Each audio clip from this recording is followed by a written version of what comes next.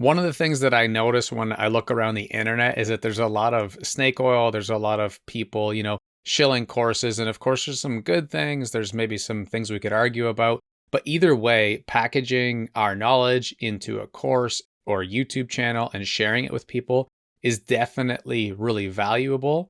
I'm always curious what people would love to teach. It might be something that you haven't packaged yet, but if you were to say you wanted to just go create a course that everyone should take, what would you build that around? Yeah, it's a really cool question. My brain goes to a million different places because I'm just interested in a lot of stuff, right? Like, I love to read. I've been a reader ever since I was a little kid. Basically, my parents always made me read. So like I'd love to do a history course. There's been plenty of times where I thought like, why don't I just create a YouTube channel where I just tell history stories with me just being myself and like cursing and being humorous, with because history is usually so boring and academic, right? But I love it. Part of me would love to teach a skateboarding course just because skateboarding was such a big part of my life. I mean, still is, but I'm just too old now. Like I'm 38, I can't hit the pavement like I used to, you know? Um, but the one that really, really comes to mind is Muay Thai. Um, uh, Muay Thai is it's a martial art. It's a stand-up martial art. It's like striking. And a lot of times when I say Muay Thai, people think like Tai Chi, which is more of a Chinese, like real peaceful, kind of flowy movement type martial art. Muay Thai is not like that. It's super violent. It's really about like kicking people and elbowing people in the head and in the liver and in the ribs. And it is just the most beautiful, most like peaceful, amazing thing that you can do with your time. Um, the reason why Muay Thai changed my life so much was because I've been a runner and like an endurance athlete my whole life. But I think just from all the years of running, and I was pretty abusive to my body through sports. Like I played full contact lacrosse and did a lot of martial arts and wrestling and stuff. But eventually I had a really bad back injury and I needed back surgery. It was terrible. It was like debilitating. But I had the surgery and it kind of saved my life, honestly, because I woke up and the pain down my legs was all gone. And it was like one of the most emotional moments of my life. I thought like I wasn't going to be able to really walk anymore. Um, but I couldn't run. And it was really, really hard for me considering how much of like a mental release I used to get from just going on, 10:30 p.m. runs with no shirt on and listening to music and nobody talking to me. I couldn't do it anymore. And after trying to figure out what I was going to do, I just walked into a kickboxing class. And from that moment on, I've just been super hooked. It's extremely fun. It's like it is really beautiful, like it's very violent, but the connection that you get with your body, especially as Americans, because as Americans, like we sit and we walk and we just go forward, and like people in the Eastern world have a much different perception of how their body's supposed to move. I've learned so much about my body. Um, I've learned so much about just fighting in general. Like I said, I was a wrestler, so I always kind of understood it, but it's different when like you're punching and kicking people. And and the bond that you build with people after doing like 20-minute sparring sessions with them and just the pain that is in the same way really great. Like it feels good. The suffering that you do with other people feels good in a way. I love it. I would love to teach people Muay Thai. It's beautiful because there's so many transferable skills, and there's a lot that you mentioned there that I'd love to ask follow up questions about.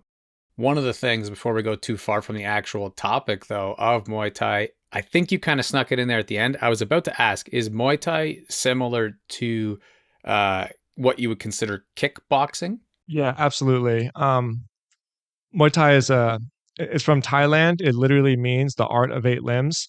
So when Americans think of kickboxing, we just think of punches and kicks, but Muay Thai has elbows, knees, um, even other things like leg kicks. Like traditional kickboxers, like Dutch kickboxers, they kind of thought leg kicks were like cheap and cheating, But if you go to Thailand, you'll come up against some 120-pound, super gangly, super skinny kid that'll just kick you two or three times in the leg. and you'll just be completely debilitized. So it is kickboxing, but it's like as elite a form of kickboxing as there is. When I think of learning a new craft like that, you mentioned waking up in the hospital and having one of the most emotional moments of your life. That brought me back as a side note just to last week. My dad actually had a liver transplant, saved his life, and he's still very much recovering. But, it really spoke to me in that idea of a life changing opportunity, kind of like a rebirth or what have you. When you went to find your next sport, sort of, uh, on these journeys, a lot of times we have a guide and we have something that like led us to finding that. Like, were you just looking up like things I could do now that I can't run? Like, how did you stumble upon Muay Thai? Yeah, I lived in Nashville at the time, and yeah, I just stumbled upon it. It was actually like a kickboxing gym, and two things happened. I've been an athlete my entire life, and I'm going to sound kind of pretentious when I say this. Like, I'm usually pretty good at stuff. Like if there's something I want to learn, I can usually just feel confident and be like, I can figure this out. I was so bad at it. And it was shocking to me just because I was a like high level soccer player as well. So I thought I can kick things, but the way you move your body is so much more rotational as opposed to just like driving straight through a soccer ball with your leg. I couldn't believe how bad at it I was. In addition, the girl who was teaching the class, she was like a high level ballerina. And so she was already very used to having that leg dexterity and just that control of like her feet and her legs and not flailing, like having real precision with her movement. And I remember her demonstrating some of these things and just thinking like that looks so freaking cool. So it's kind of a two-part answer. One was the guide in myself because I was just shocked at how bad I was at it. And I just thought like, I need to get better at this. I cannot believe how bad I was. But her name was Sarah actually, and she still lives in Nashville. Her and I talk on Instagram because she's a like an actual fighter. She competes. And so I always keep up with her and yeah, like we continue to talk. She was really the person that I looked at for the first time and thought like, damn, that is so cool. And whatever you're doing, like I want some of it and teach me how to do it. So that's how it started. I'm really interested in this because one of the things that I like to do at the regular gym I'm at for a warm up, sometimes for cardio, is boxing. And I always find that with boxing, like it's similar to a sport, which when I switched to from football into what at the time, speaking of being pretentious, we used to call becoming civilians. And we were like, what are we going to do now? We're not spending 40 hours a week on a football field. One of the things that I've enjoyed finding, but it's just me and heavy bag and no one else, is boxing, like just combinations and doing 25-minute, rounds, a minute on, 30 seconds off with different combos and that kind of stuff. And I've always wondered what it would be like to go look into some mixed martial arts. Usually I hear of jiu-jitsu, which from what I understand is more about grappling and like the wrestling of it all. Uh, have you tried other martial arts yourself, or is it like Muay Thai that you stuck with? Oh yeah, I can grapple. Um, Again, because of my back, when you're doing jujitsu, people are yanking on your spine a little bit, and so I'm just nervous to do it. There's part in clinch work with Muay Thai where people yank on your spine, but it's kind of hard if you're listening to visualize. Like if you're lying on your back and someone has their hands behind your head, your back is like arched, you're kind of in like a super crunch position. And so that's the particular movement that's like painful for me. But in Muay Thai, like you're standing up and you're facing each other. And so if somebody has their hands behind your back, you don't have to like arch your back to fight it. You kind of lean your hips in and like stand up straight. So the leverage on my spine, it doesn't bother me that much. But yeah, like to answer your question directly, I like boxing. I'm really tall and I just have a really good jab, and so I do enjoy boxing. But they really are different sports because I mean, I know this isn't like a martial arts podcast, but I just find this shit so fascinating. If you look at Americans and you look at boxers, they're taught to stand almost sideways and have like a really low base. Because the reason is if you're sideways from each other, there's less surface area for somebody to punch, And so like they literally make themselves small.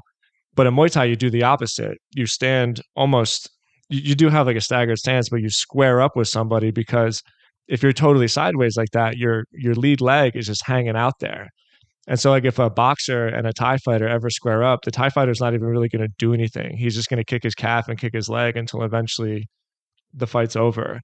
And so, it really all once you get like a cooler understanding of it all, you can see how these really, really subtle differences make such a big difference in how like you would approach a legit combat situation. And so, I mean, wrestling, I think, is still, if there's one thing to be good at, it's wrestling, because no matter how cool somebody looks, if you can just tackle them, they can't do anything, you know? So like American wrestlers, Russian wrestlers are still the most badass dudes on and women on the planet.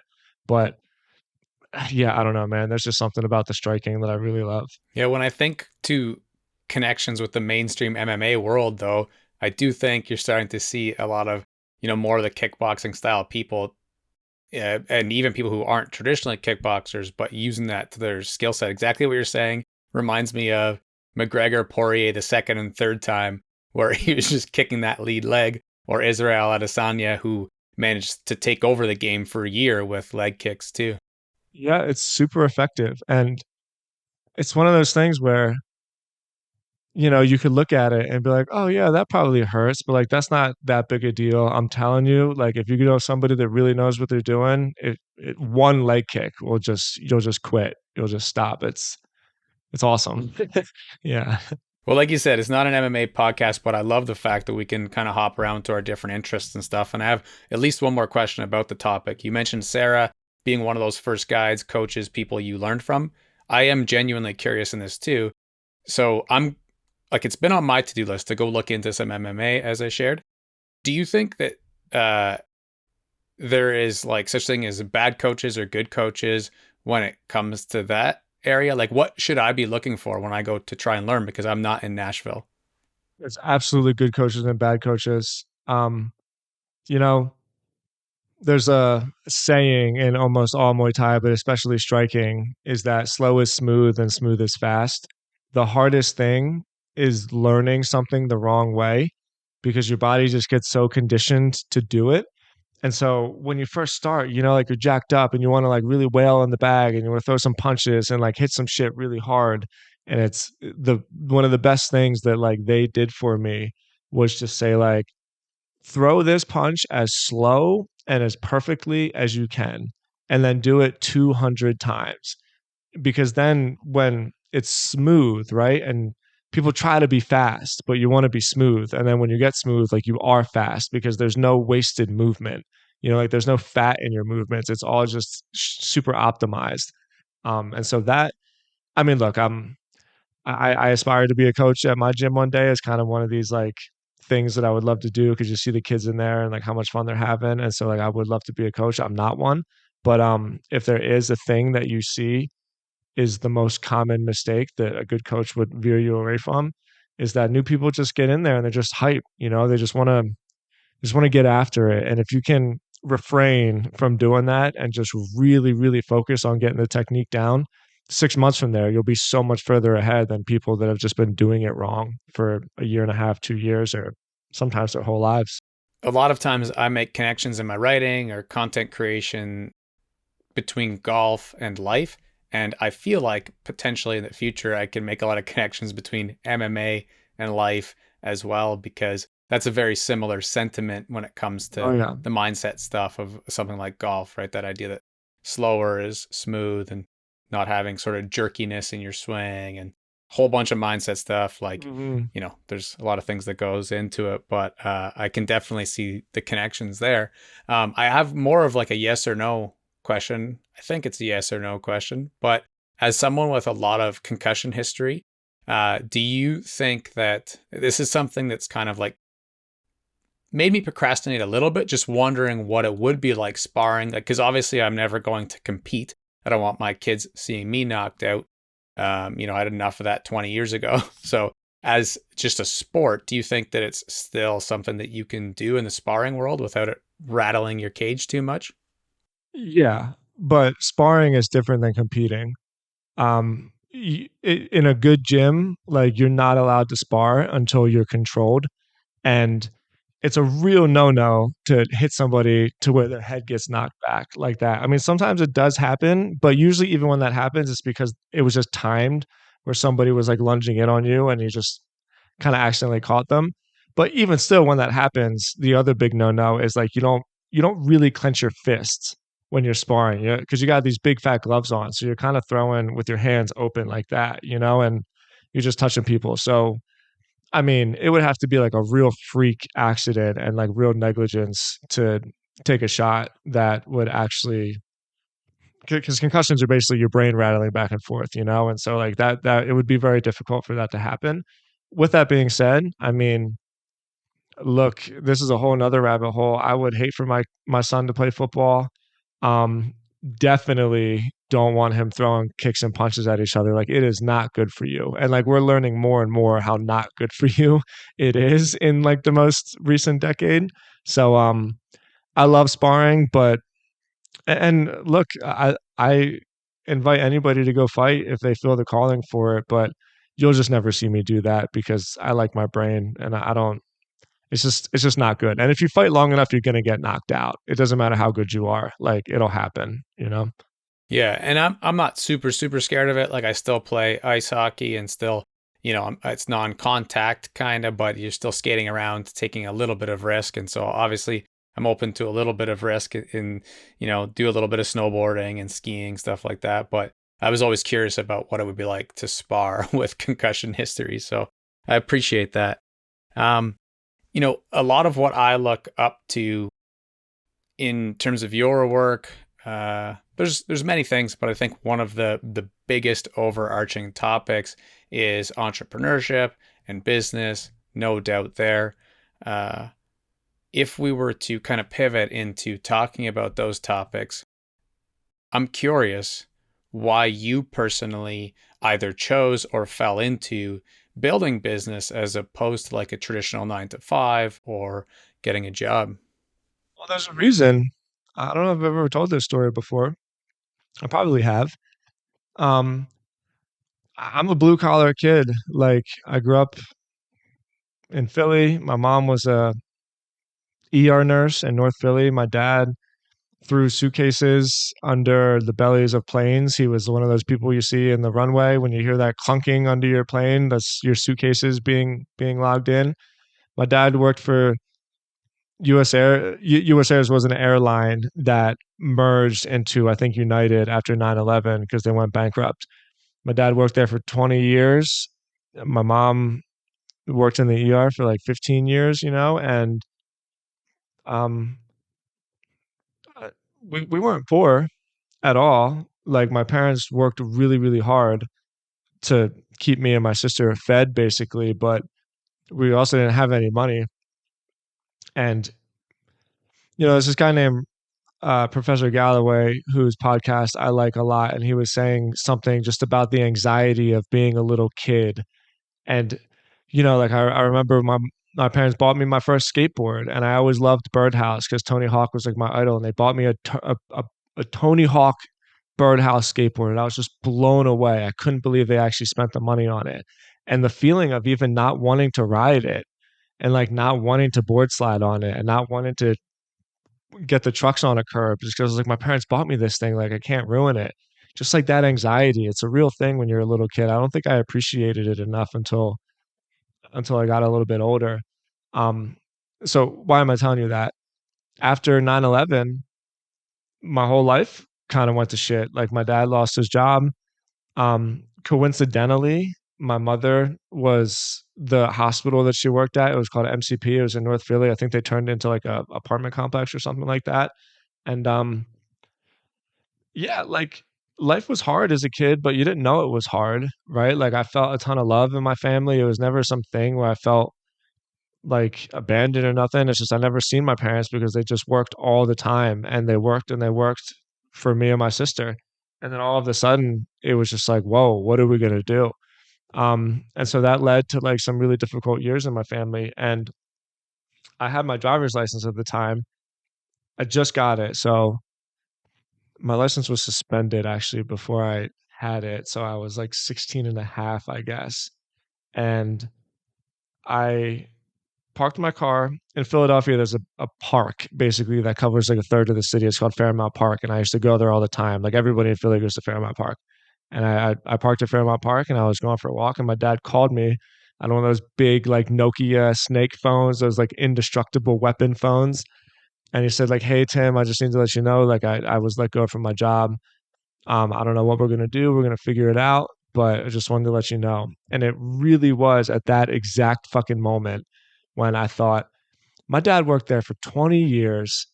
He built himself up. He was a union guy. He he created this position for himself basically on like union safety. I know I'm getting into the weeds here, but at that particular position, you know, those carts that you see that lug the suitcases around, when those carts like come together, almost kind of like train um carriages, right? People would get their hands jammed in a lot. It was a big problem. So my dad built like this whole system in order to save some of the guys that he worked with hand injuries because they're throwing suitcases, like they injure their hands and then all of a sudden they can't work. It was a big deal. My dad was really involved in it. He did so much stuff, and then just like that, you know, it was all gone. And it was literally at that exact moment that I said, like, that is never ever happening to me.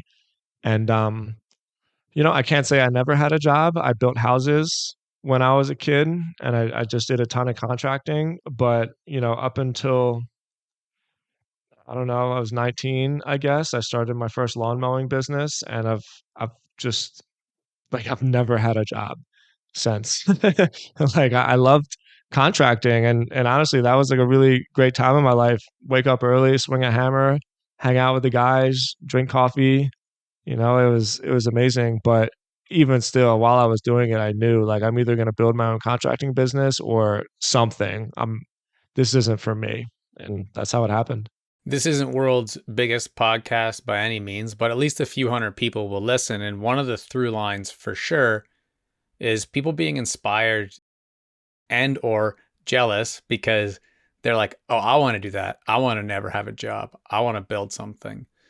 And it can be hard with the curse of knowledge, I find, when I'm interviewing people to kind of like break it down or sort of give a blueprint when there is no blueprint. Uh, but if we were to try, and let's say someone was, sitting beside you, you're waiting for an airplane and it's running late, and they're like, I know who you are. I just looked you up on Twitter and I want to do what you're doing. That's kind of their prompt. They want to ask you how to become an entrepreneur themselves. Massive topic. But what's your version of giving some tips for them? I would have two things to say. The first thing I would say is to not fall into this trap of entrepreneurship. Like the internet loves to glamorize it, and it's pretty stupid. There's nothing wrong with having a job. If you have a job, you probably have a little bit of money every month, and you can just as easily create an amazing life for yourself by, I mean, shit, even if you just invest that money into the S&P 500 for 20 years, like you're going to be a millionaire. You're going to be rich. And and that's great. Or maybe you hate your job, you know, and like that's why you want to do it.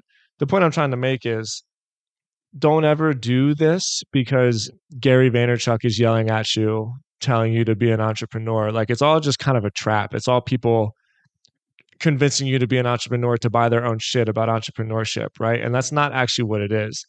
If you want to build a business, it is super anxiety provoking, like awful. There's times where you just have straight up panic attacks, especially when you get people on payroll because sometimes things are going so good. And sometimes, like, damn, do I have to lay somebody off for the first time in my life? Right? It is not a comfortable thing at all. So the first thing I would say is just know what you want. Because if you want to be an entrepreneur because you want to make more money, well, there's plenty of ways to make more money. And you don't have to quote unquote quit your job and go all in. Like, I just think that's so stupid. It's a terrible way to go broke and then get a job that you like even less, statistically. Okay, so now that I'm off my soapbox, what would I tell that person? I would say, write. I would say, learn to write. Like everything that I have in my life, including the relationship with my wife, and like that's a true story. Everything I have in my life is just because I was brave enough to write my ideas and publish them. I mentioned Seth Godin. He always said it doesn't count unless you hit publish. Like writing is not enough. It's not about your thoughts. It's about putting your thoughts out there. Every company I've ever built, every like email I've ever sent, every idea I've ever had. I mean, I don't know how many people watch the video. Like I got a notebook with me right now. I never go anywhere without my notebook. I'm writing all of the time. And the reason is because if you can write, you can think, because good writers are good thinkers. So learn to write, publish your writing, and do it until it works. Expect the fact that nobody cares what you have to say for at least a year, and just do it anyway. Every good thing I have in my life is because of my like daily obsessive writing habit. I don't know how to do anything else actually, other than like write. And I mean, geez, even sales. I'm a really, really good salesperson. And it's not because I'm good with my words. I had a speech impediment when I was a kid. I was terrified to talk to people for most of my life. But I just wrote enough to the point where I could structure, not necessarily arguments, like sometimes arguments, but I could structure like the chain of events that needs to happen in my mind in order to close a deal, in order to persuade somebody into doing things, in order to get investment money. Like it all comes because I can first organize my thoughts on the blank page. It's the best thing I've ever done. I feel like that kid sitting there, it'd be awesome to observe this situation because they'd probably be surprised. I've given similar advice to, let's say, teens in the past Totally. who are asking similar questions. And even, one or two times explaining to them, they still don't really grasp it sometimes. Like, what do you mean, right? That's a whole other topic because I've had to show people, like, okay, you're writing this for your first year university course. I understand you're not dropping out. So in support of that, just keep writing like that. But over here, I'm going to show you how Medium works and how writing a thread works and how a blog post that someone will actually read works. And here's an example of a book that hardly ever has, big paragraphs or anything. And that's why you find it more entertaining. And it's hard for them to kind of split their mind between the two. But I've had that experience of helping them learn to be a little bit better at writing over the course of like a couple of years, let's say. And it's pretty beautiful to watch. But again, I don't think people would think of that advice when they think of business. Earlier this week, I interviewed Gina Bianchini, who started Money Networks. And we were talking about what types of things would I do if I were to start a community. And there's a whole other side about why I'm not right now or yet. But I said, I've thought about this a lot in the last few months. And I was like, I'm kind of torn between storytelling and writing. And maybe in a way they're one and the same. But the reason is I feel like they underlie content or business that anyone would want to start. So YouTube channel, podcast, write a book, create a blog. They can sort of be the foundation to all of those. So I definitely appreciate where you're coming from. And we can probably sit there for a minute because I know you probably even have more experience than I do when it comes to writing. If we went down the, let's say we're building that module out and it's like your advice on writing, what are some things that people could learn from you? Jeez. Well, writing's one of those things where like you never think you're good, right? So even people thinking that they can learn from me is a funny thing to think about. Um, I'd say a couple things. I'd say from a technical standpoint, you got to understand that when people read online, rarely, although they do they read the whole thing? So the visual formatting of the post is very important. And that's why Copyblogger was so influential to me when I was learning how to do all this stuff, because I could always tell a story. I could write poems. I've been a writer since I was a little kid, basically. But with Copyblogger, I learned the skill of pattern interrupt in a piece of content to make it so that, you know, when you start glazing over, something else will just interrupt the pattern and you read that. And then, okay, you get through the bullet points. Now there's a new header. Oh, okay, there's like 150 words and then a block quote, right? I'm just coming up with stuff. It really matters. The formatting really, really matters. In terms of the writing itself, good writing trumps all. I mean, there's a guy named Noah something. He has a Substack called No Opinion that I just love. He's such a brilliant writer, and he doesn't do any of that. Like he just writes long paragraphs, and when you read it, you read the whole thing. I read some of them are, I don't know, 4,000 words long, and I read the whole thing. Excuse me.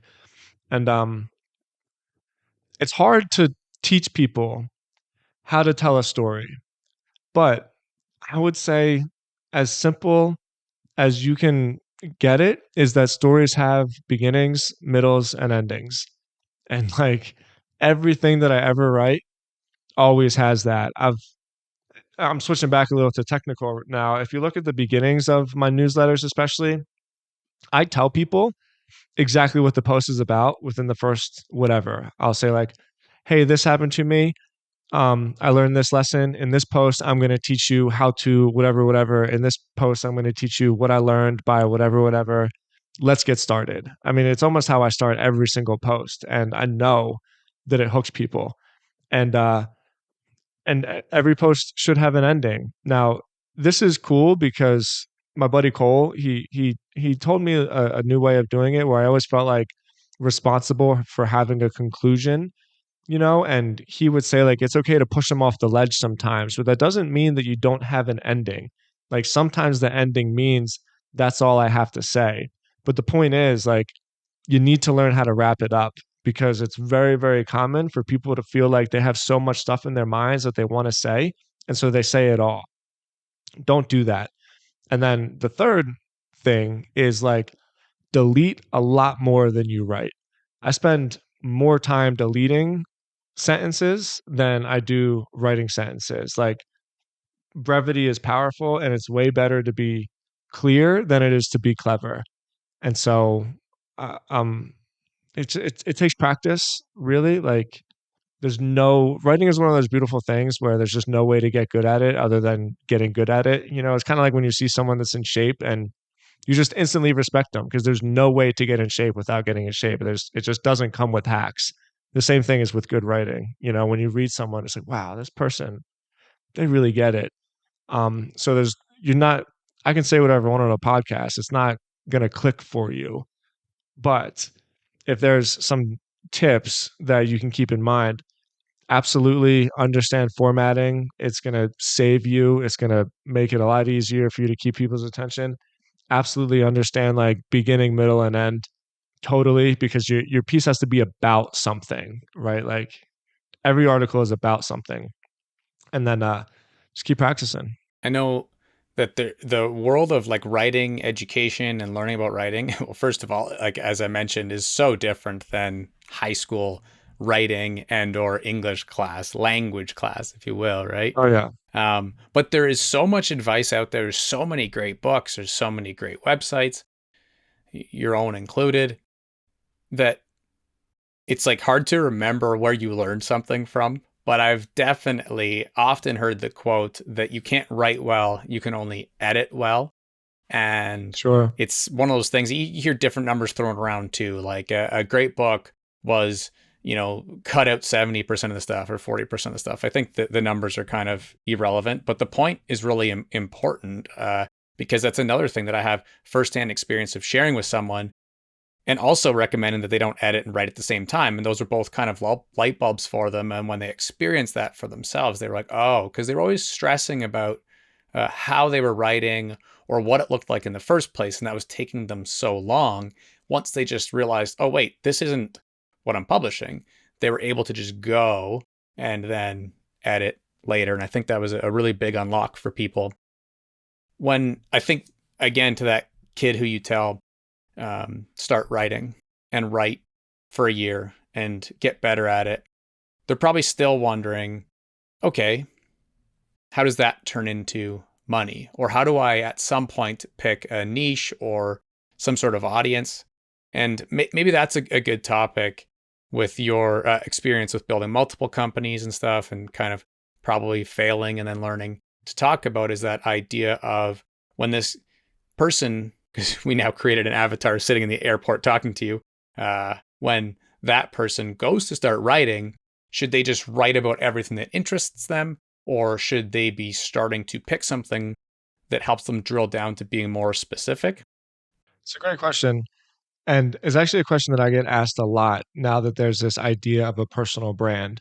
Because what is a personal brand, right? You know me, I'm Tim Stoddart. I've already talked about my love for Muay Thai, my love for skateboarding. Like, I'm from Philly, so clearly I'm obsessed with the Eagles and the Phillies. And like, it's just hard to distill that into a package because people are so complicated and nuanced. With that being said, I think there's total value in people having like personal freedom to create whatever it is that they want to create. And so that's one side of it. The other side is, should I just pick a topic, pick a niche and stick with it? And here's what I did. I started writing about whatever came to mind. And I'm glad that it happened that way because that's actually how I learned about SEO. Geez, I mentioned Seth Godin a bunch already. The whole inspiration I got when I moved to Florida, I was in like a really weird spot in my life, and somebody gave me a Success magazine, and they bought me a subscription, and they used to have those little DVDs in it, like they were CDs actually, which cracks me up now that was only like 12 years ago. Well, it was 15 years ago. And it was an interview with this guy named Seth Godin, who I never heard of before. And at the end of the interview, he gave the advice like, what would you say to somebody that's just starting out? Right? He said, start a blog, don't tell anybody about it, and write in it every day. And so that's what I did. And then all of a sudden, people were leaving comments on my blog. It was a blog spot back. It was like an OG Google software. It's called Blogspot. And I'm thinking, I didn't tell anybody about this. Like, how is anybody even finding it? And so that's how I discovered SEO. And so I tell that to you just to say that, like, I got lucky in that my idea of writing whatever it is that I wanted to write about sort of just worked for me. Um, if you want to make money, I do not advocate you do that. I truly advocate you find something that people are interested in and that there's a demand for. And there's a gazillion of industries and topics. Like, sometimes people feel overwhelmed because they look online and they think the only thing that they can write about is like entrepreneurship and, like social media, right? Like, no, the more boring, the better. Find the most boring, like useful, practical thing you can do and write about it. Write about HVACs, write about like air conditioning units and new air conditioning tech and the salaries of HVAC vendors or workers these days. Write a blog about nothing about HVAC and you will make so much freaking money you won't even know what to do with yourself. So so I'm not really giving you an answer because they're both valuable. My personal brand, if that's what you want to call it, that I've started really taking seriously over the last 2.5 years, has like netted me more opportunity than like anything I've ever done. And it's always really shocking to me because when people would say like personal brand, I'd kind of throw up in my mouth a little bit. I was like, that's so fucking stupid. Now that like I see it and can recognize it, I'm like, wow, this thing is super powerful. However, it's not it's very difficult to make like a direct sale from you, right? Like, people buy a thing that they need. No one's gonna just like buy me or whatever. And if you want to create courses, or I don't actually like selling courses that much. I think there's better ways to make money. Let's use the HVAC guy again, right? You can sell HVAC leads. I mean, the demand for home construction over the next 10 to 20 years is just going to completely skyrocket off the roof. So there's way better ways to make, what should I say? There's a more linear path to make money from your writing than to pick a niche, especially like a boring, super pragmatic, profitable industry to do that. However, over the long term, like the really long term, if you can just consistently invest in yourself and like your brand and your name, the best definition I ever heard of a brand is when people know you. That's all you're really doing. You're getting people to know who you are. Like, it's not about who you know, it's about who knows you. I heard that and it just totally clicked for me. I was like, oh, that's what a personal brand is. It's got nothing to do with followers or anything. It's just how many people know who you are. When you can build that, I mean, damn, it's generated a ton of opportunity in my life. And there's a pull because it's hard to stay disciplined. You know, you want to start an HVAC blog. Okay, great. Write about HVAC once a week for the next 3 years and see how much you love writing about HVAC 3 years from now, right? Like that's definitely going to happen. And so there's a pull to be like, well, I want to write about Muay Thai or like I want to write about my hike that I took. And so, man, I'm like really going off the rails here. For me personally, like I keep them separate. My timstodds.com newsletter, it's like pretty business oriented, but I write about whatever. Like I take pictures of my family when I go on hikes and there's no rules, and that's cool. I like that. But if I'm going to start a business, the business is about a specific thing, and that's how they monetize. The things that I've learned in the last few years, and especially in the last few months since taking this show much more seriously, have just been incredible. And you just touched on a couple of them because for me, I did not come from an entrepreneurial background at all, especially in terms of my family. Or I should say it skipped a generation. Like my grandfather was a real badass business person in downtown Detroit, heart of the Motor City, as a steel welder. And he built exhaust systems, for example, for Mario Andretti. Like he paid for 40 of us to go to Disney World for a week. Nobody had to do anything, just to show up at the airport from all around the world because he wanted to spend time with his family, quality time. And I asked him some questions, but I really, really regret not following in his footsteps in terms of the entrepreneurial piece. But that's because I just didn't understand anything. I hadn't listened to Naval's thread on wealth yet. I came from a very government oriented background, secure your paycheck, get your pension, that kind of stuff, benefits. And I've had my eyes opened so much by interviewing entrepreneurs and learning and collaborating with different people that it's one of those things that I'm just really trying to pay forward. I almost wanted to interrupt you and be like, I want to talk about this a bit. I want to learn from you on this topic. But you said it in kind of a vague way. You said, I don't really like selling courses that much. I think that's such a huge topic. Speaking of SEO, this one clip might go viral just from this topic alone. But what do you mean by that? Geez, there's a lot to say here. They are a bit commoditized now, and I think that's just a cyclical thing. Basically, the main reason why I don't advise selling courses is just because there's better ways to make money and there's better ways to make more money. Like online education is a cool business, but it really tips out at a scale because it's hard to do $10 million a year in online education because there's no once you sell the course, no one's ever going to buy the course again because they've learned what it is that you had to sell them. Whereas, let's talk about that HVAC guy again. If you do a really, really good job on somebody's HVAC, every time they have a problem, which they're going to have, they're going to call you. So from like just a simple economic standpoint, I think courses are alluring because the margins on them are so high and like anybody can think like, oh, I know how to, I don't know, garden. Let me make a course about gardening. Somebody wants to know how to do this. And that's great.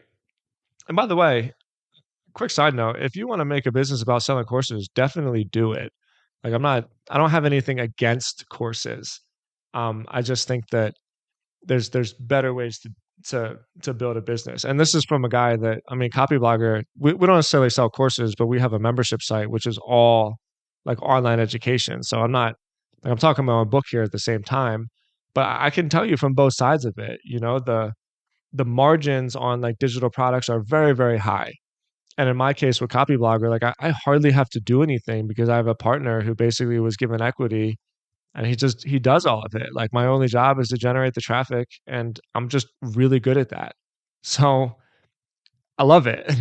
Like it makes me a ton of money. It's an awesome thing. But the fear that I have is that every Gen Zer in the world looks at, you know, online influencers, thinks if they get 100,000 Instagram followers, then they can create a course about makeup or something. and they're going to get rich. And that's just not how it works at all. Like hardly anybody makes money selling courses. Hardly anybody. And I really mean that. If you look at it, like nobody does. I'd say it's less than 1% of people make a living selling courses, and like 0.001% of people make a decent amount of money. And if you take that and you compare it against a boring service business, well, it's just it's just an easy decision in my part because I own an SEO agency, right? As soon as I got my first client for SEO, I was profitable. There was no upstart costs. I didn't need an email list. I didn't need a website. I didn't need Stripe. I didn't need a funnel. I just walked into somebody's office and I had a conversation with them. And then all of a sudden I was making 2,500 bucks a month.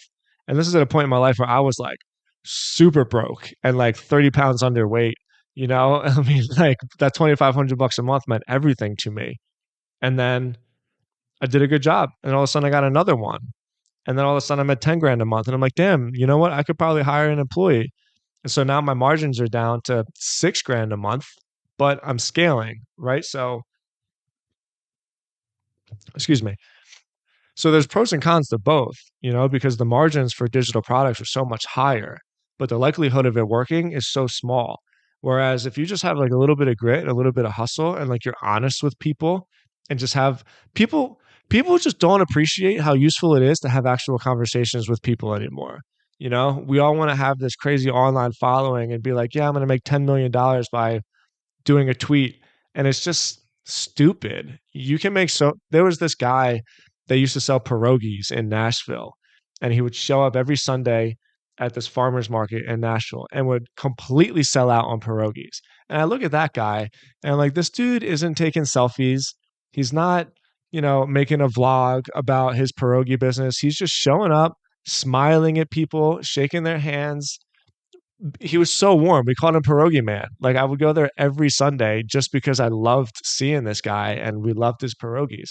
That guy absolutely made, geez, I don't know. He had so many pierogies. Let me just say 300 grand a year, right? Like that's money. That's like a good life in my view. Whereas clutching and clawing for attention and it's like, please buy my course. That it just feels, it feels too alluring and not smart in my estimation. Yeah, I appreciate how you kind of use the balance, the scale of like, you know, not really criticizing people for the way that they're making money, but also give, you know, some real insight and education around it. Um, Someone that we've been playing with schedules to come on the show is I believe his name's Mike. When it his handle's a entrepreneur, I believe, and you know he's pretty big into. Oh, cool. I love that. Yeah, I think it's pretty good. You know, he does like fake Ty Lopez videos and stuff like that, and he's like, but again, he's pretty far on the side of like I'm gonna go extreme. I think what happened with him actually was something along the lines of having a falling out with Gary Vee, speaking of which, because he was supposed to go meet with him, and then he realized he wasn't all he was cracked up to be or something in terms of how that meeting went, and he shared about what led him into looking into like the sort of like I said right at the top, the snake oil piece that exists online. But you know, I also have taken courses from people who have really helped me a lot. Now, I think there's this massive debate. We could probably do this a different time because it might take us hours to go back and forth. But this idea that if you pay for something, you pay attention, you know? And this is really interesting because at the very top, we talked about mixed martial arts and we talked about boxing. And that's always my counter argument to that philosophy that if you pay attention, because you see a lot of people in other areas. And I think fitness and sports is one big one where it's like they take someone under their wing. You know, you think of that Rocky sort of thing, and they teach them because they want to teach them. And that person shows up at the gym every day at 6 a.m. That's how I learned to start bench pressing and deadlifting and stuff like that. It wasn't because I was paying, it was because I had a really damn good mentor. And so I think kind of both can exist. It's just this, what I feel like is that I'm in sort of a hurricane because, and I'm trying to declutter and figure this out because my goal ultimately is to scale the ability to help youth learn entrepreneurship, to learn the skills that they need to own something. could be 1% and they have 99% of a day job. And most of them, because I've met them, do have big dreams to own what they're doing. Like, I think that's be hard to argue that that trend's not still going up. So if it's going up, they need good education. I have a pretty deep belief that education, like Sal Khan, who created Khan Academy, I kind of think it should be free. But then other people say, well, if you're going to be a successful creator in the creator economy, you have to also invest in it. So I kind of feel a little bit like Robin Hood. I'm not straight up stealing people's courses and posting them or anything. But what I've felt like I have to do, because I didn't really know how, but I had all these kids coming to me asking questions, was I had to be like, okay, well, I can pay for David Siteman Garland's Create Awesome Online Courses. I'm going to do that. I'm going to see what he's teaching. And then I have that knowledge at least to be able to pass on. I say all of this to say that I still feel like the hurricane part is I feel like a bit of a fraud teaching this stuff when I haven't yet done it myself. And so I'm trying to think of sort of a more niche thing to actually execute on that. And then I think that'll be the final piece of the puzzle where I can then help these kids, you know? I do know exactly what you mean. And I would actually encourage you to look at it differently. I guess there's a couple of things there that I would challenge. Like education is free and it's been free since a book was first published. Like when people buy things, they're not actually buying education. They're buying like status in a way, and they're buying convenience in a way because you can learn something a lot faster when somebody teaches it to you directly. And just for the record, that's totally worth paying for, right? If you want to learn something, buy a course. I've have I ever bought a course? I don't know if I have, but like oh, I have actually. I bought a negotiate. There's a Chris Voss, his Black Swan course because I'm doing deals all the time, and so like I just knew negotiating would be something really powerful for me. And yeah, okay, it's like perfect example. I learned so much from that course, like mirroring and labeling and empathy and listening and like how to use those skills intentionally. Um, you should absolutely do that. But the mistake people make, or I shouldn't say the mistake, the misconception people have is that when they take a course, they will all of a sudden know how to do it. And that's not true at all. You need to fail. Like success is so much more failure than it is success. I fail so many times every day. Basically, all day I'm failing. That's all I'm doing. It's just like fucking up all the time and then trying to figure out how to fuck up a little less tomorrow. And I would really encourage people, especially if you're listening to this, to think like, okay, great, buy a course, learn a skill, get somebody to teach you how an ad network works or how to, I don't know, frame a house. You need to learn how to do that. But I would actually argue that what you're doing is a lot less fraudy than somebody that buys education, especially in college, because you're really just buying a certification. Like I think MIT hosts all of their courses online for free. You know, that's insane to me. You can take any MIT course right now. Just go do it. And they're all online for free. Most of them are on YouTube, the lectures. There's nothing stopping you from getting free education. What you're paying for at MIT is certification and is status. And so I would actually argue that what you're doing is like more of the direct path because you're failing in public. You're allowing yourself to figure out these lessons in the real world because when the day comes that you actually need to put this stuff into action, you're going to be in a way more advantageous position than somebody that took 10 different courses on, you know, helping the youth learn entrepreneurship. That's my view. I know I have maybe I'm just jaded because I have a chip on my shoulder, but it just doesn't make sense to me. It seems like so obvious in my viewpoint. Yeah. And I think for me, just to clarify, the fraud piece is like, there are, when you think of the idea of, it'd be hilarious. You ask someone like yourself or like Daniel Priestley or something like, uh, hey, what do you do to start a business? God, it's almost like a laughable question of how massive that is. Like, how do you define business? There are so many different types of, right? And so part of it is, for example, I had youth asking me, because this was all at the same time. One wanted to start a YouTube channel as a teen mom. One wanted to start a photography business, like freelance, taking photography of weddings, etc. And one wanted to become an author and be able to be a public speaker. And I can go on, because these were all kids that I had in one class a few years ago. And it was like, okay, well, those are going to take a whole bunch of different types of advice. Like, I can't scale the ability to learn that firsthand and then help you learn from it.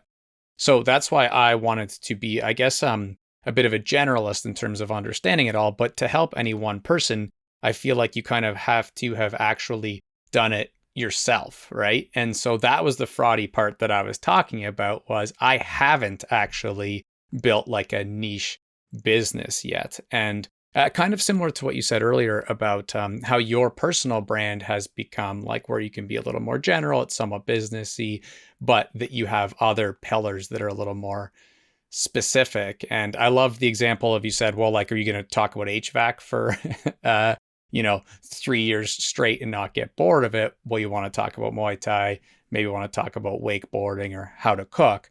That was the biggest challenge for me, was being able to say, okay, well, what is personal brand, general entrepreneurship things I'm learning? And then do I have enough bandwidth to go make something specific now too? I would say you have a business when you make a sale. That's the part that nobody wants to do, because asking people for money is everybody wants to have attention, but when it comes down to it, for some reason everyone's scared to ask for sales.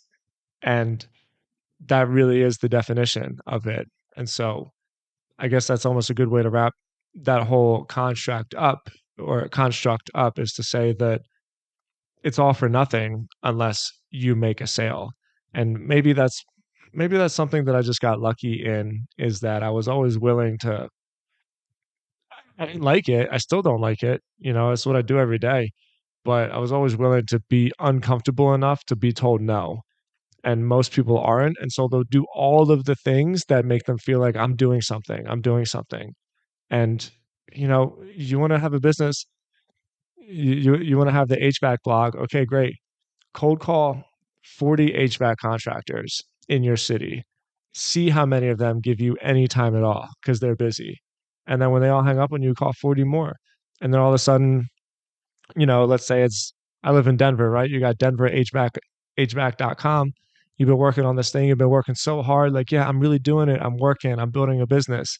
Well, you're not, until all of a sudden you get that one guy that says like, yeah, okay, I'll advertise on your website for $500 a month. Then you did it.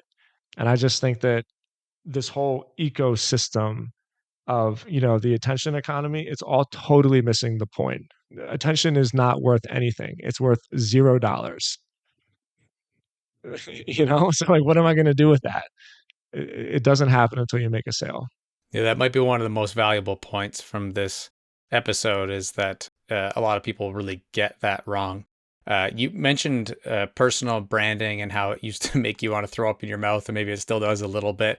And now we're talking about sales. Yeah. Both of those topics were something that I had to grow into appreciating. And I find them a little bit similar in that, I really like the book, To Sell is Human. And I also feel like when people say, oh, I don't sell anything, I'm not a salesperson, I'm like, well, let's talk about that a little bit. Because if you're a teacher, or if you have kids, or insert situation here, it's like you actually probably are pretty good at sales. You're just not thinking of like the sort of like traditional, what people would say, sleazy car salesman type, like stereotype or whatever. And I feel like personal branding is very similar, because it's hard to create much at all without developing some type of personal brand, positive, negative, or neutral, I guess. And so when people start to appreciate that both those things are things we do, so you might as well be aware of them and be building them in a way that you want to. I think that that's really valuable. When it comes to sales, speaking of that, if you were to create a blog post type bullet point, because again, that's a massive topic like storytelling, what are some things that you've learned that help you be a good salesperson? You just gotta let people tell you what their problem is. I mean, it's sales is one of those things where it's simple, not easy. Um, it's really hard to train yourself not to talk. And this is something that I still catch myself doing every day. I'm not perfect at it at all. I'm way better at it. And I would say I'm like way better than most. But everybody has a problem. And most people are willing to exchange money for solutions to their problem. And so people want to talk about themselves because they want to say, like, I can do this, I can do this, I did this, I have this certification. And one of the hard things for me to learn is that like nobody actually cares about you at all. And it's not that they're mean, they just have their own lives going on. Like they're only talking to you because they're solving their problem. And it's not rude. Like most of the people you talk to, you're only talking to them to solve your problem. It's just people have needs. And if you can really, really go into every sale, I'll even like do a quick little meditation sometimes before I jump onto a Zoom meeting because so much of sales is like phone calls and Zoom calls these days. And I'll just remind myself, like, it's not about me. It's not about me. What's their problem? And then there's a good book called Gap Selling I would recommend. I've read a ton of sales books, and so like I know all the different strategies. I think this one is the most easily digestible because it's such a simple concept, right? Your prospect is at a place and they want to be in a different place. And your job is to tell them how you can close that gap, right? That's all it is.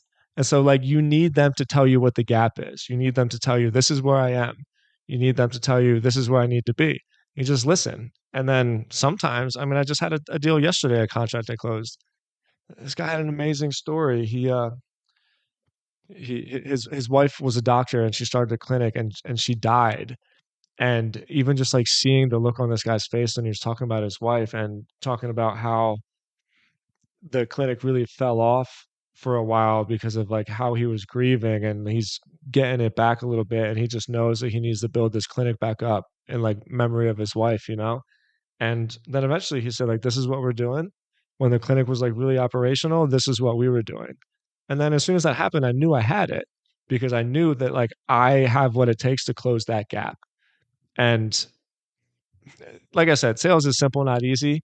Gap selling is a really good like 101 type thing for anybody that's interested in it. But but man, I would like if you can't sell, then you really can't do anything. It doesn't matter what your skills are. If nobody's going to pay you to do them, then it's it's it's not worthless because obviously you have value in the world, but it's worthless in the marketplace. And so learn those skills because they'll be super helpful to you. But ultimately, the art of sales is the art of listening. And then like once you find the thing, it's the art of like opportunism to say like, okay, there it is. I got it. And that's how you close because everyone's scared to close. Well, speaking of skills, you mentioned writing, which I'm sure is at least in part the answer to this effective writing, but you also shared that you're just really good at generating leads when you're referencing Copyblogger as a membership and how your only job is to drive traffic and that you're just really friggin' good at it. I'd be stupid to not ask you about that on an episode like this because obviously that is part of your own personal brand, your reputation, your ability to do that. But again, a lot of people wouldn't even know what that means. So, how are you good at it? What do you do to uh, use that skill in the marketplace? Well, I show up, I'm annoyingly persistent. It's like one of my best qualities and it's sometimes one of my worst qualities, you know, if you ask like some of my partners. Um and for Copyblogger, like it's all SEO. I mean, for Stodzy, it's all SEO too. But for Stodzy, the industry is so specific that I can just really, really target hyper specialized keywords. And so, Stodzy only gets like 50 to 100 hits to the website a day, but does millions of dollars. Like I guess that's why I like SEO so much because it allows me to be like laser focused. I don't need a lot of traffic. You just need the right people. Um, so yeah, like this would be a whole another hour and a half long podcast because long form writing for like hyper specific intent is how I've built all of my companies, So if I'm creating let's take the HVAC blog again, I wouldn't write about anything on that site that wouldn't, or I should say that doesn't have the possibility of somehow turning into a sale of some kind. And it doesn't mean they're all going to, but like I just it wouldn't make sense. I would never write an article about like the 10 reasons why you want to get involved in HVAC. It's all hyper transactional because if Google is like a transactional problem solving machine, that's the only reason anybody ever goes to Google is because they have a problem and they like want to solve it. They never go for anything else. Doesn't matter how, like whatever they're searching for, it's a mini problem in their life. And if you can align your business with like the focalized, is that a word? With the hyper focalized, let's use it, right? It works. The hyper focused intent behind that search query, it's just guaranteed that it'll eventually turn into sales because like you are quite literally offering people what it is that they're looking for. And it's something that I just decided to specialize in. And I don't know, I haven't done anything. I pay vendors for all my advertising. I pay my partners to do all the management. I don't do anything else with my life really other than generate traffic and close deals. Super simple. It sounds like kind of weird now that I say it out loud. It's perfect though. I think simplicity and minimalism, mentally decluttering is super underrated. When people hear the term SEO for them, they might be like, oh, okay, this is something I should get into. Obviously, it's not new. But what is a bit new is kind of the AI craze. Do you have personal fears, or maybe even a better question is, if somebody wanted to get into SEO today, would you have fears for them going down that route when we're in this sort of chat GPT type world right now? No, I wouldn't. And this is obviously something that I've thought a lot about. There's two things I want to say here. I just published a newsletter about this. Was it yesterday? It was this morning. Yeah, it was this morning's issue. And Google just issued record profits again for Q2. Their net profits was up like 13% year over year. It's insane. People are still searching and they're still paying to advertise on Google. I was surprised, like it's totally reasonable to think that people are going to just start searching on ChatGPT as opposed to Google. But I don't know. Maybe it's one of those things that seems obvious in hindsight. One of the analogies that I always use is like voice. Like I remember when Alexa came out, everybody thought nobody's going to search on their phones anymore. They're just going to say, "Hey Alexa, like buy me some shampoo or something," and it just didn't happen. And I don't know why. Maybe it's just something in our brain stems that's just more like tactical. Like we like to touch things and like really see evidence of it. Who knows? It very well may be the case that people like looking at options and they like browsing. I'm sure there's some like loss aversion stuff in there. So who knows? I'm totally speculating here. Another thing that I would say, and this I think is more relevant, is that SEO is a really broad term. It means like 10 different things. The term itself just means like optimizing something for the search engine, but search engines is a gazillion things. You can buy products, you can find blog posts, and one of the things that Google again has this like secret monopoly on is local business listings. Is Google My Business. Every like sometimes I'll drive down the street to pick up my kids from daycare, um, and every single small business I drive by I'm like, every one of these needs a Google My Business profile, and every one of these people would pay like $2,500 a month for me to manage their Google My Business profile. There's nothing that can even come close to competing to the monopoly that Google has on addresses and information about every small business basically in the world. And okay, so what does Google My Business mean? You know, if you type like restaurants near me on your phone and you see that little map with like those little red pins, that's not Google in the sense that we think Google is offering us third-party websites. Like they're not offering us links. Like they own that freaking thing. That is just their own separate database that they list on their own search engine. And Yahoo can't do anything about it. Bing can't do anything about. Well, actually, does Bing use oh, no, not Yahoo. Yelp. Yeah. Yelp can't do anything about it. So I still personally believe, and I put my money where my mouth is here. I'm like transitioning a lot of what I do for some of my companies here is that local service businesses aren't like people still go to local coffee shops. They still go to local retailers. Like Amazon didn't kill the world like we thought it would. Granted, Amazon's still a huge company and, people buy toilet paper and that kind of stuff on Amazon, but people like to go shopping, man. We just do.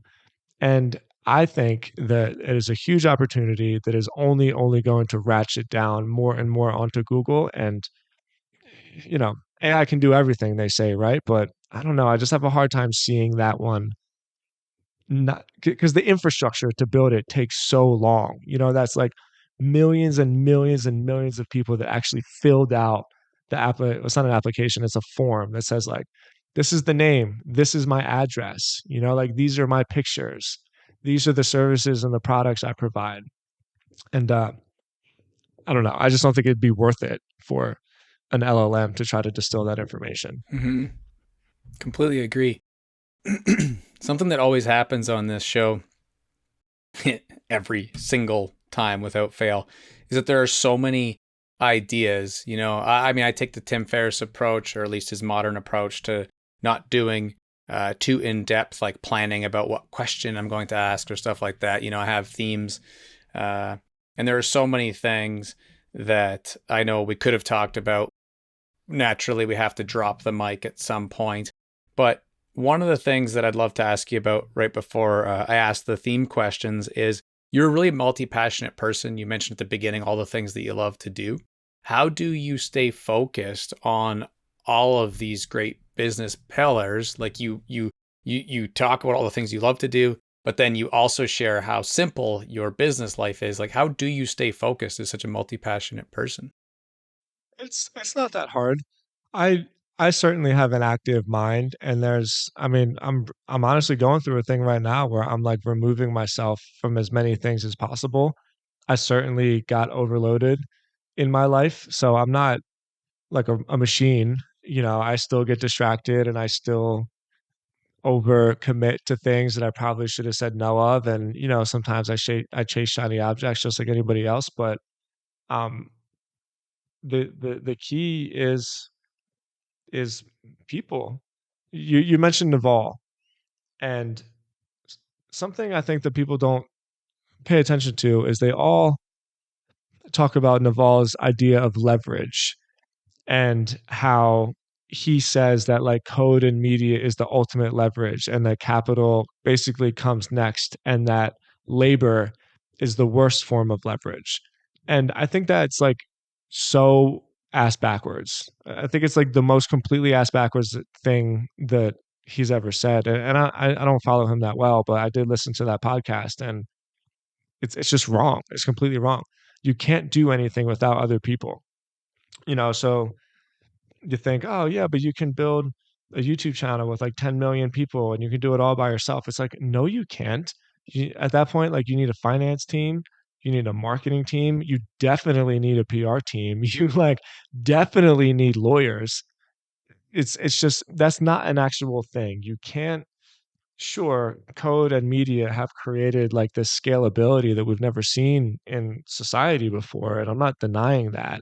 But the way to do it is to have great people around you and to like build a team and to build for lack of a better word, like community. Like the people that work for me, we've been working together for, I mean, shit, some of us like 14 years. We started all this together. Like I still talk to them every day. Um, Anybody that works for me, I got, I don't know what, like 25 people on my team now, something like that. That's 25 employees all over the world. Every single person that works for me, I guarantee you they would say like, yeah, he's a good boss. I appreciate him. Like he takes care of me. He listens to me when I got something to say. He pays me well. He expects a lot of me. He makes it very, very clear what he expects of me. If I fuck up, he yells at me, but well, actually, when you say that, like he talks to me in private about it. You know, the key is people and creating an infrastructure of people that makes it so that you can focus on building the business. I mean, the classic E Myth, right? If no one's ever read the E Myth Revisited, that book probably, other than the book that helped me get sober, that book probably had like the biggest impact on my life than any other book I've ever read. And that's how you do it. Like, yeah, Naval's just totally wrong about that. You can't do it alone. You don't. It's impossible to build this like one man empire. You need people, and that's how I do it. Yeah, success is in the agency of others. It's a great moment to But kind of like, wind things down and wrap, at least for this time. But, like I mentioned, the idea of your experience building memberships, talking about your personal holding company. I know that that's a topic that you've brought a lot of value to people on, marketing more in general, like, talking about school and education. And then you just mentioned being sober as well. I know that you have quite the reputation for your insights and stuff on that. Like all of these topics, there's so much more that we could talk about. But naturally, for this episode, it always comes a time to wrap. As I list those things, though, and before we do the rapid fire questions and drop the mics, is there anything that you feel like we'd be leaving out or you would like to mention before we wrap? oh, you're like a really great podcast host, man. I think you're onto something. I think you should keep doing this. Thanks for having me on your show. Appreciate that. It means a lot, more than I can even put into words, which is hard on a podcast. Maybe I need to write about it. Speaking of writing, cool. Thank you so much for saying that. So, what's one thing that you are learning right now? It could be off topic from this stuff, but something that you're learning in the moment right now. Um, Medieval Japan, or actually feudal Japan. We like to compare it to medieval Japan because it's like warring, like warlords basically. But I've been fascinated with Japan my whole life. I just went through Dan Carlin's like insane 35-hour hardcore history thing all about the rise of Japan and basically World War II. But the coolest quote he says in that over and over again is that the Japanese are like everybody else except more so. And it's so true. They're just different. I don't even know how to say it. They are just so different and they're so freaking cool. I love Japan. One piece of advice, if you could just leave one, because I know you got a lot of it, but what's one piece of advice that you would pass on to the next generation? You want to leave one piece of advice for your kids. What would that be? Read books. Don't be stupid. Read every day. I actually, super side note, but it's cool to see how much of a comeback, or I guess maybe how much books haven't faded yet. Like my kids love to read, and that's my experience with teens. And that's the book that I'm working on personally right now, is a self-help book for teens, because I see them reading a lot of like uh, books that are like they don't fully understand, but Awesome. it's what they're limited with in the self-help genre, and they actually are entertained by them a little bit. Yeah, that's been something that's been really cool surprise for me in this rise of social media and cell phones that kids still like to read. So let's keep that going for sure. Yeah, totally. Yeah. And if you were to ask me a question, I know you're a great podcaster yourself. You have the interviewer mic, and a question comes to mind on these topics or otherwise. What's something you would ask me? What's that painting? Those are birch trees in the back. And what's crazy about that is I have shared on some episodes, and I was thinking about this on I don't know, I was walking or something and it popped in my head. I was like, probably don't have to share that all the time, but it just comes up naturally, because we're talking about grief. Actually, you mentioned a client of yours whose wife had passed away, and almost immediately I got connected to my painting. Wow. I also had a different background for a little while and brought this one back. My brothers passed away at 32 and 34 years old. And as a way of coping with that, my dad got into painting. And so for the audio listeners, there's a painting behind me that my dad made. Wow. There's no real, I don't think, unless he's sneaking Easter eggs in there, real symbolism to the trees or the like night scene and whatnot. But um, he spread my brother's ashes in the actual painting. In the paint? Yeah, exactly. He mixed them in the paint. Yeah. So it's certainly a painting that I won't be bringing to any secondhand stores or selling or anything like that. It's a big time keepsake, and yeah, in kind of a, I was about to say strange, but that's probably not the right word, but like a unique way. Uh, that painting definitely keeps me going when I feel like giving up on stuff. Amazing. Love to hear it. Thank you for asking. It's beautiful. You got so many different places people could go. And I love asking the question why and hearing people's opinions about their own personal brands or company brands. But why and where could people go if they want to support your work? Well, you don't have to support my work, but you can go to timstodds.com.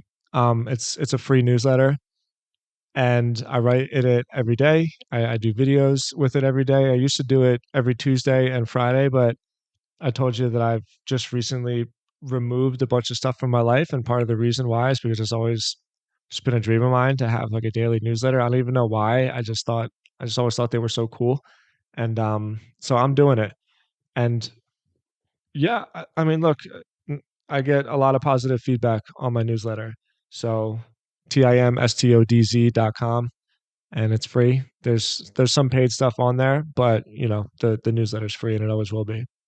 Yeah, I'm excited to see you keep going with the dailies and not just learn from it, but like have that sort of edutainment vibe from your newsletter. Yeah, Totally. Yeah, that's what I'm going for. yeah. I'm just trying not to take life too seriously, you know? I mean, you can get hung up like, oh, this isn't perfect. I need this to be perfect. And it's like, you know what? I'm just going to say this thing and then I'm going to do the next one tomorrow. That's my goal with it. Well, it'd maybe be weird if you mentioned Seth Godin 3 or 4 times, so I'll just mention him the third time then and say that that there's no better example than that, right? Like, do your best, ship the work, and just keep going. Yeah. Appreciate you. Thank you so much for taking the time to do this. Yeah, you too, Justin. Thanks, man. Thank you.